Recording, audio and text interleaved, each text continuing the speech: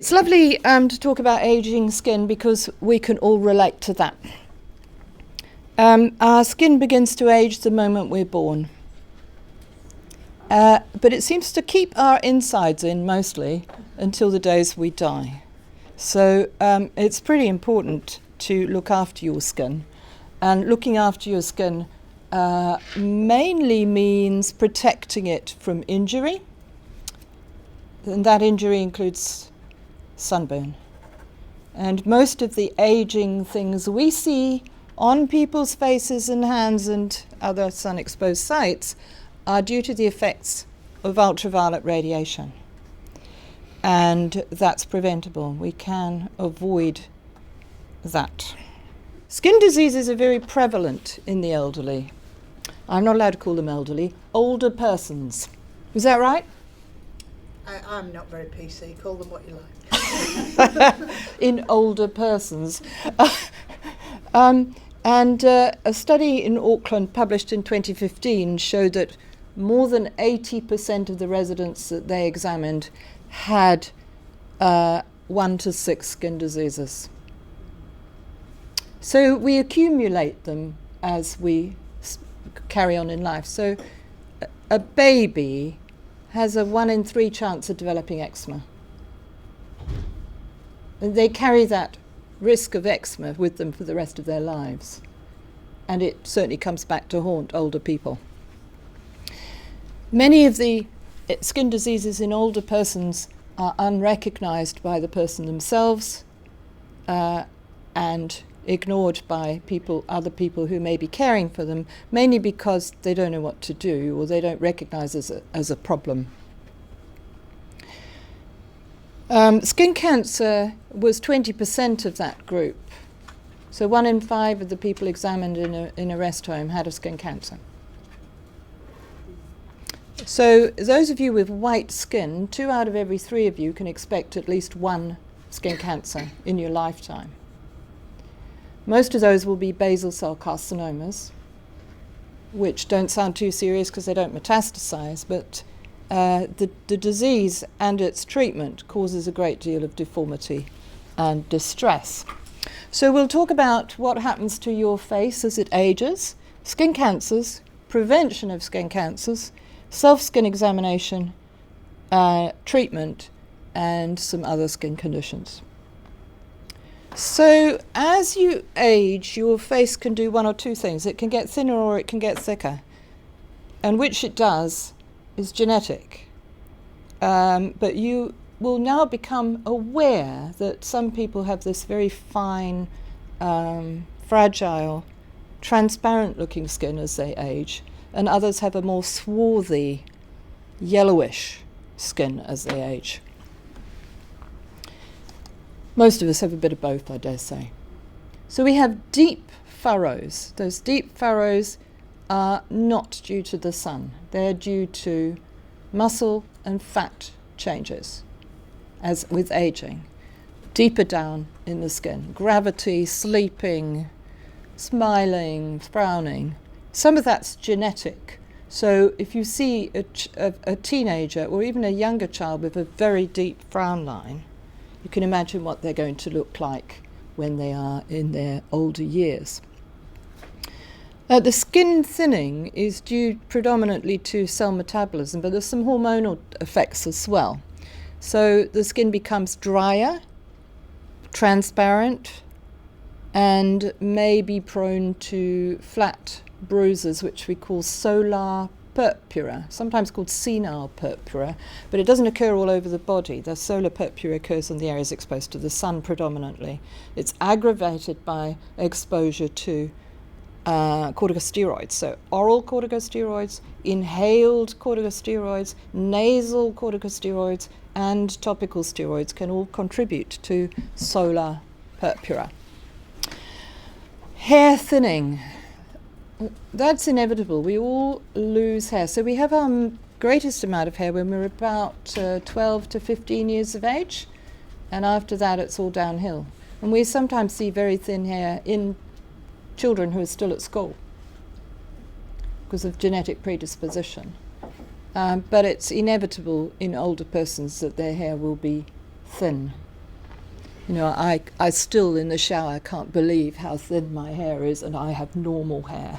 But as a teenager, I had 2 bunches thick like that, and now it's thick like this.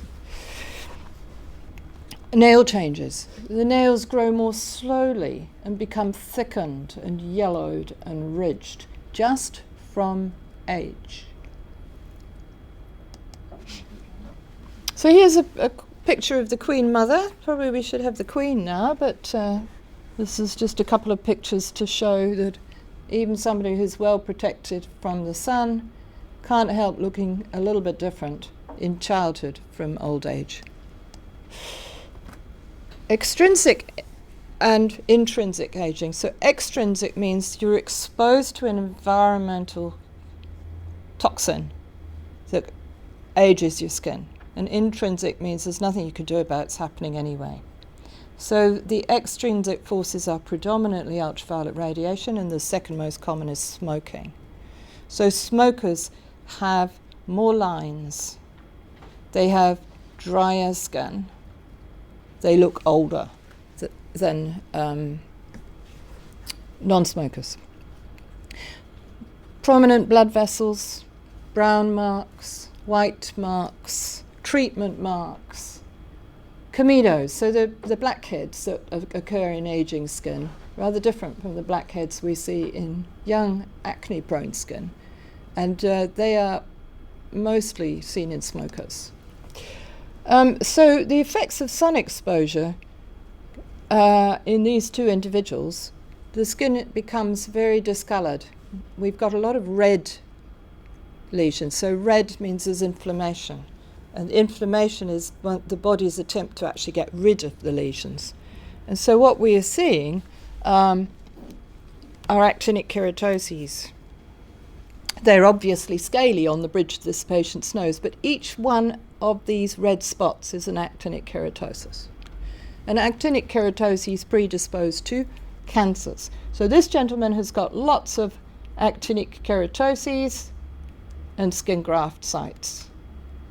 He's had multiple treatments for primary skin cancers. Now, an actinic keratosis is not a cancer, but it's a precancerous lesion. It's hard to know how to classify actinic keratoses. Are they benign or malignant? They're somewhere in between. They fluctuate. They don't cause a tumour that requires excision or doesn't metastasize, but from them grow squamous cell carcinomas. Can't tell you how often, but it's something like 1 in every 20,000 actinic keratoses, so it's not very common. And it tells you that person is extremely sun damaged and is prone to skin cancers that may not be anything to do with the actinic keratoses, most commonly basal cell carcinoma and also melanoma. So these lines are inevitable, but are much more prominent in smokers and in those genetically predisposed. Look in the mirror and you may see your mother or your father staring back at you because it's inherited. And these are the comedones that I was referring to that are almost exclusively seen in smokers, but not completely. So we've talked about skin cancers. Actinic keratoses are red. They can be skin coloured. You may just see scale without any redness, and those ones are not trying to get rid of themselves. So skin cancer is more likely to arise within a very scaly actinic keratosis than it is within a flat red one. And they occur mostly on areas you would expect. So on the nose, because the sun comes straight down and hits your nose, they occur on the upper lip, but not on the lower lip. But interesting, in the vermilion, they're more common on the vermilion of the lower lip and not the vermilion of the upper lip. That's odd, isn't it? Tops of ears in men, but most women have covered their ears, so they're less common in the tops of ears in women. And if you are immune suppressed, you're going to get more. So it is routine that patients undergoing transplantation are seen in a dermatology clinic early on. So often it's before the transplant, but certainly within the first 12 months of transplantation for assessment. So we are sometimes asked to see patients who are on waiting lists for transplantations, and sometimes our reports mean they get taken off the wait list, which is sad because they're already sun damaged. So just be aware that we need to be protecting everyone from sun damage because they too might need a transplant one day.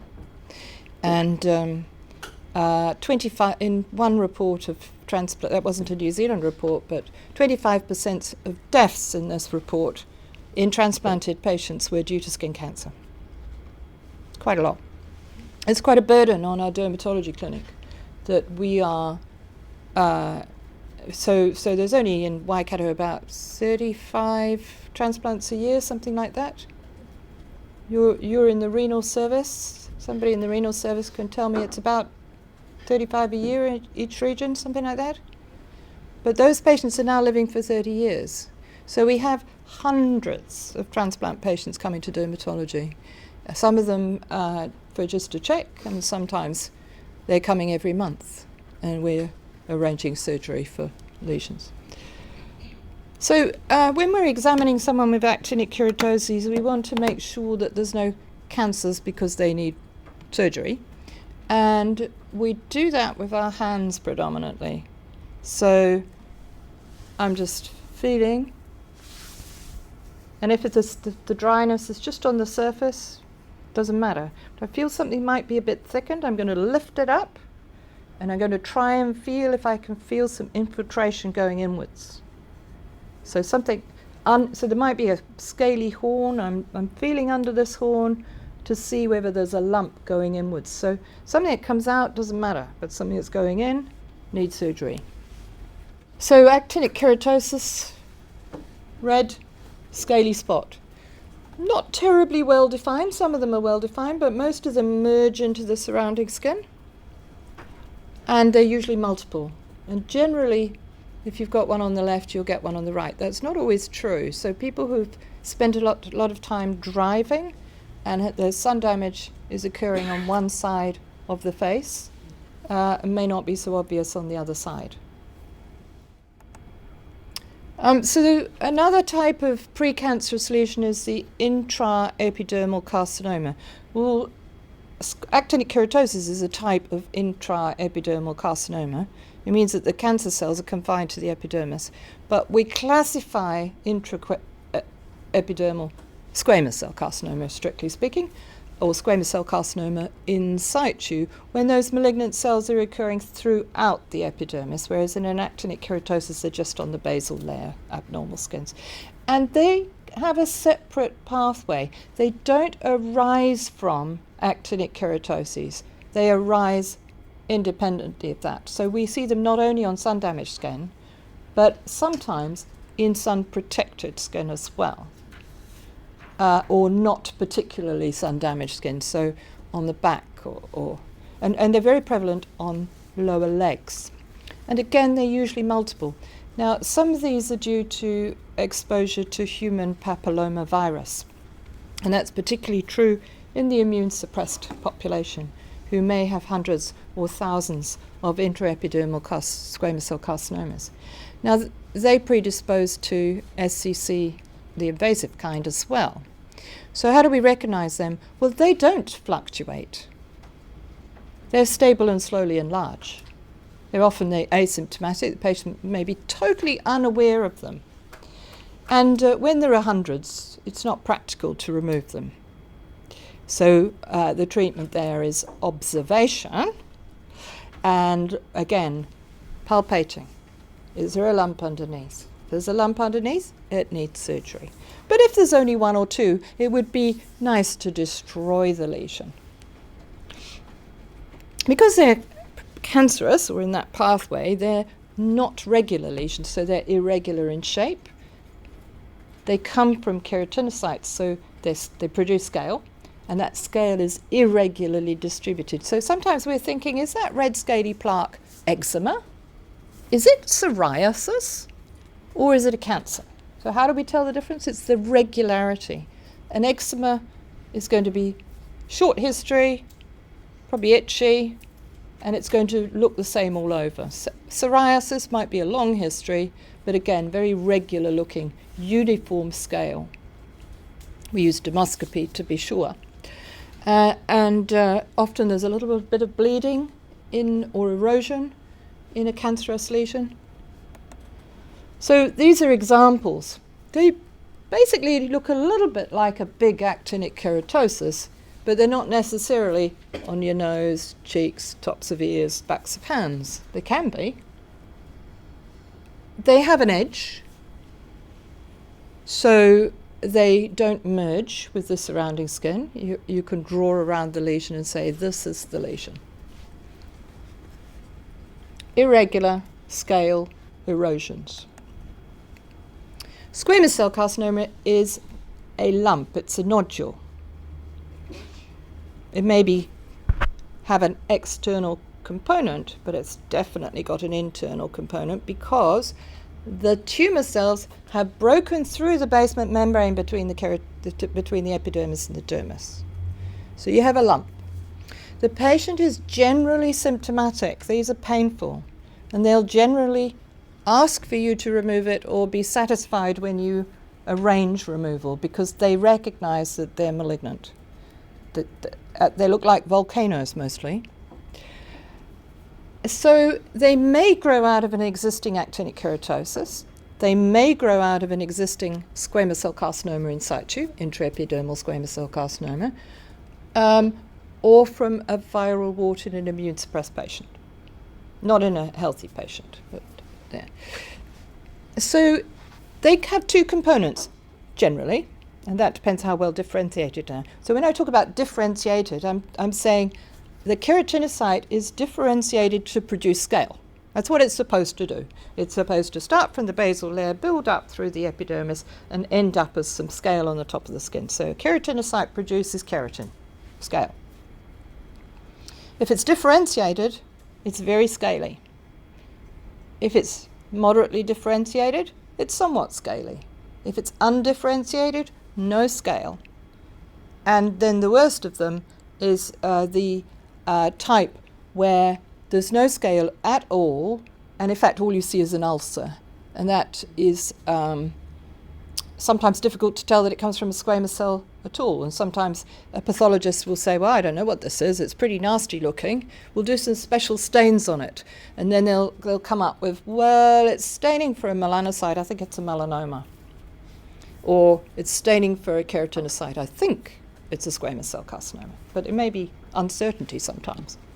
So those differentiated ones generally are pretty harmless as long as you cut them out. In fact, they often go away by themselves, so you put them on a list for excision and they're not there when they turn up to have it excised. And junior registrars sometimes are a bit bewildered because, they're asked to cut something out and they can't find the lesion to cut it out. So, they're there to cut, so they'll cut something, but very often the report just comes back hyperkeratosis or no specific lesion found or scar or something like that. So of course those don't need to be excised because the body has excised them itself. So metastases occur. There can be very aggressive cutaneous squamous cell carcinomas. So we know that a lung squamous cell carcinoma is pretty aggressive. You're likely to not survive, it's likely to be fatal. So some squamous cell carcinomas are fatal too. And we don't know how to recognize all of them. And the dermatopathologists will do staging. So when you get a report back, it's staged, so it's going to tell you how differentiated it is, how big it is, and how deep it is. So depth over 2.5 millimeters is dangerous category. And quite a lot of them are over 2.5 millimeters, but most people survive them. So what is it about some squamous cell carcinomas that cause death in healthy people as well as immune suppressed people? So we know that if they're on the lips, the vermilion of the lip, or the ears, they might look just the same as they do on your hands or your legs, but they're much more likely to be fatal. So the surgeons know that, and if they think that you're referring a squamous cell carcinoma on a lip or an ear, it should go to the top of the list. Doesn't always happen because these lists are very long, because they're so common. So these are squamous cell carcinomas. The one on the left has got a lot of scale in the middle. But even the one on the right has a little bit of scale in the middle, just a tiny central area here. And that central area is very, very common in squamous cell carcinomas. It'll either be an erosion, an ulcer, or keratin, sometimes a mixture. So we might call that scale crust, because it's got scale and a little bit of serous ooze. And they're lumps. Now, on the other hand, a more common basal cell carcinoma is not associated particularly with sun damage. So many people with basal cell carcinomas have not especially sun-damaged skin. But most of them will give a report that when they were young they got burned, especially blistering sunburn. And it's familial, so they'll often tell you, oh, well, BCC's run in my family, my sister, my brother, my mother, my father, my uncle. And that's due to a gene called the patch gene, PTCH. So the patch gene comes with problems with it, and it's part of the hedgehog pathway.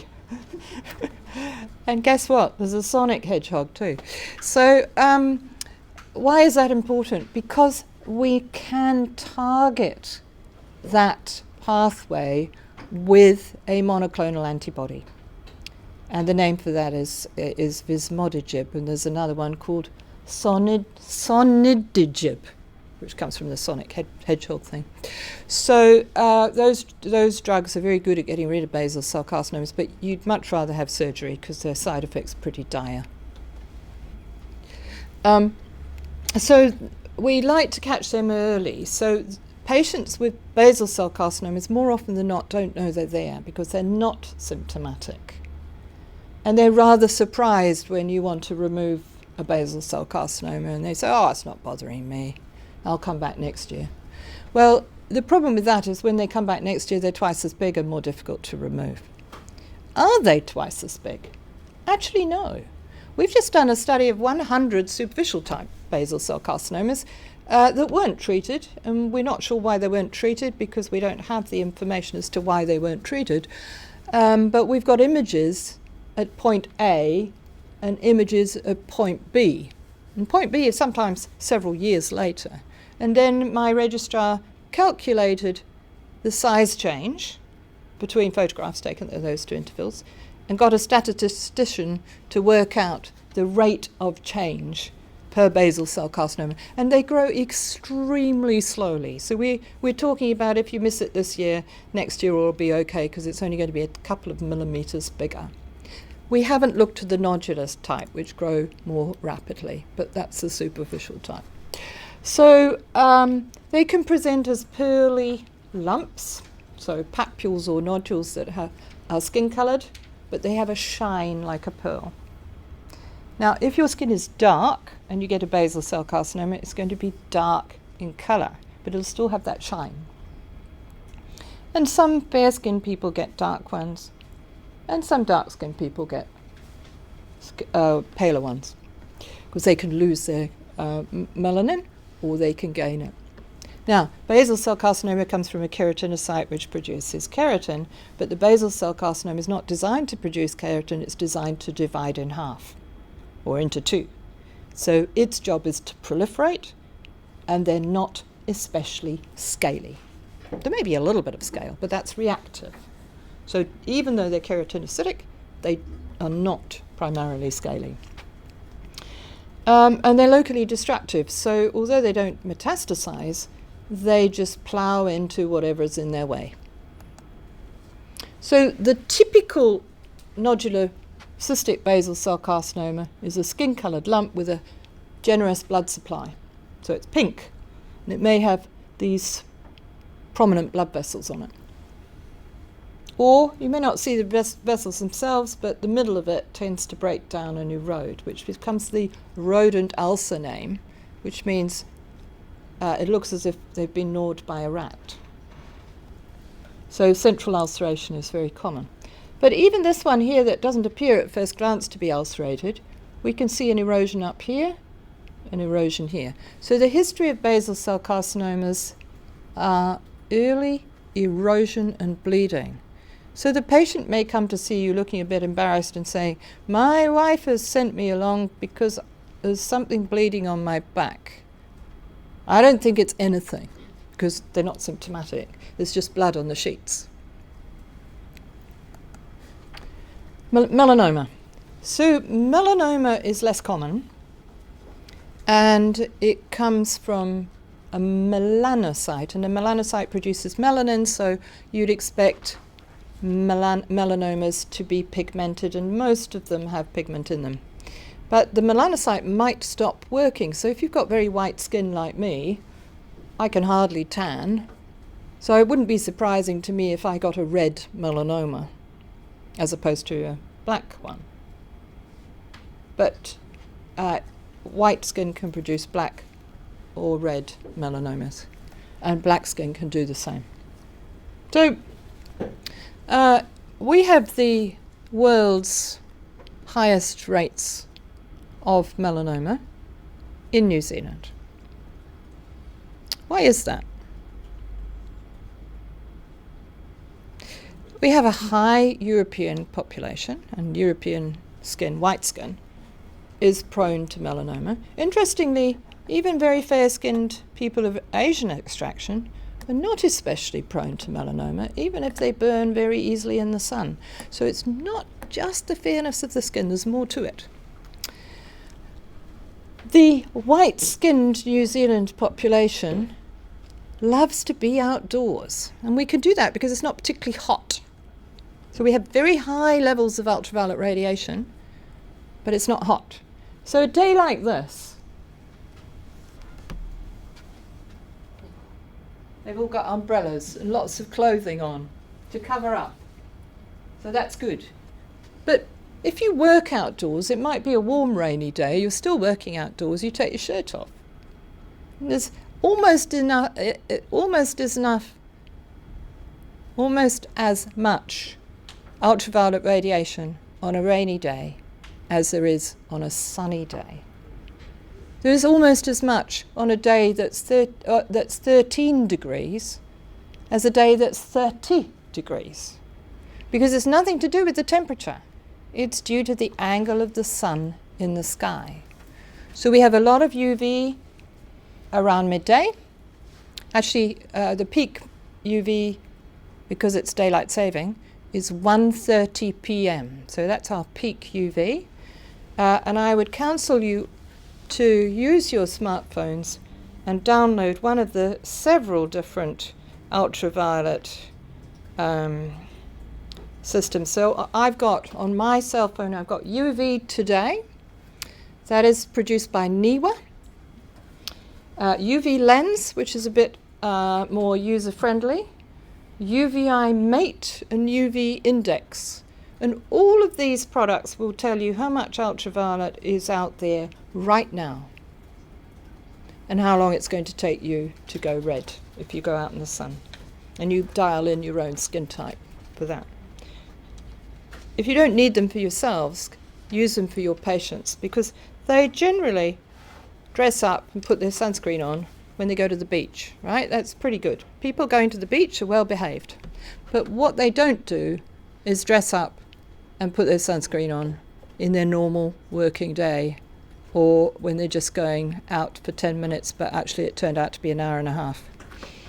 And we need to protect people because melanoma is dangerous. We have about 350 deaths per year in New Zealand from melanoma.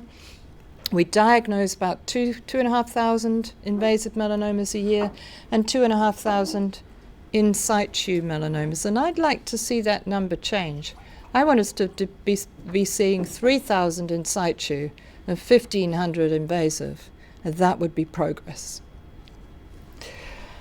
In situ means that the melanoma cells are confined to the epidermis, and if they're in the epidermis, they're nowhere near the blood vessels, they cannot metastasize. As soon as they're an invasive melanoma, the potential for metastasis exists.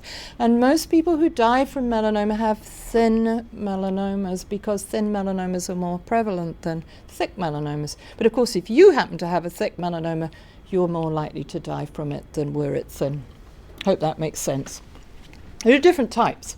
We don't concentrate on these types as much as used to be, because they don't actually help us much with diagnosis or prognosis, and they're historical to a degree.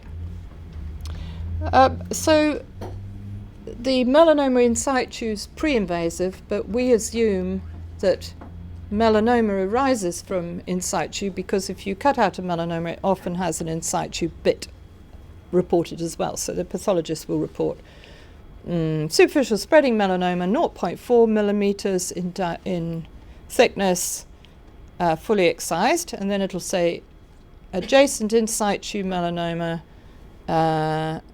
abuts the margin, so you haven't removed the whole lesion.